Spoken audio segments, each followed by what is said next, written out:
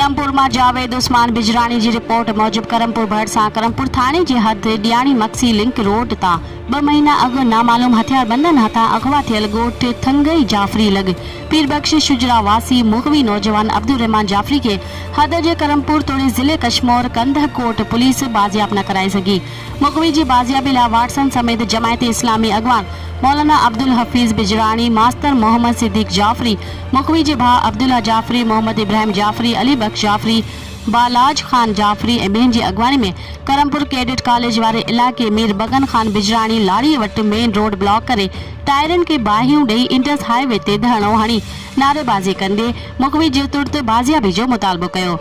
धरणे सबब 3 कलाक मेन रोड बंद हुअण सबब रोड जे ॿिन्ही पासन खां मुसाफ़िर गाॾियुनि जूं डिघियूं कतारूं लॻी वयूं। होॾां डीएसपी असगर अली शाह धरणे वारे हंधि पहुची इलाके जे चङे मुड़स मीर अमानुल्लाह खान बिजरानी जी मदद सां मुगवी मुज़ाहिरीन सां कामयाब ॻाल्हियूं करे मुगवी खे 1 हफ़्ते में बाजियाब करण जी ख़ातिरी कराइण बाद धरणो ख़त्म कराए ट्रैफ़िक जी रवानी खे बहाल कयो।